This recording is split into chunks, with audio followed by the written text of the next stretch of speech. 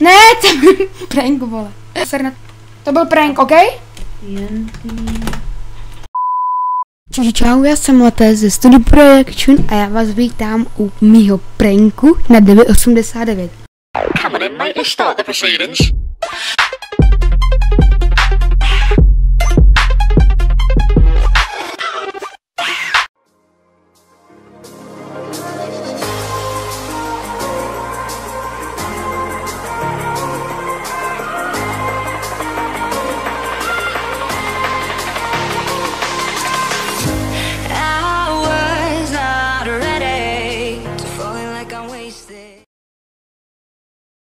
Jelikož náš 989, nebo teď se jmenuje Kapitán Price, nemá rád, když se dá verze na 1.7 a ona už bude na 1.8, ale já ho udělám prank, že bude na 1.7 a sledujte jeho reakci, tak pojďme na to.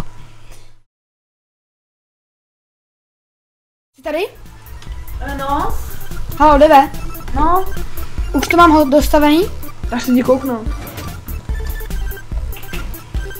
Tak to je fakt mega. To jsi udělal ty? Jo. Víš, já mám, že můj dům vede přímo k... OK, Deve, hele, já tě musím zklamat, ale já jdu dát na verzi 1.7.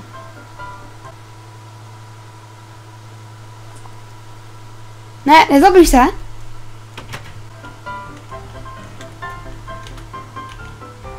Nezabij se na mě, Deve. Deve. Ale v tom případě jdu zničíš jedny moje stavby. Ne, to je prank, natáčím tě. Já na to mám fire respekt. Ale asi tak do 2 hodin budeš na YouTube, takže můžeš pozdravit do videa. Jo, povedlo se to. Tak jo, lidi, ještě se... Hej, to byl prank. Ne.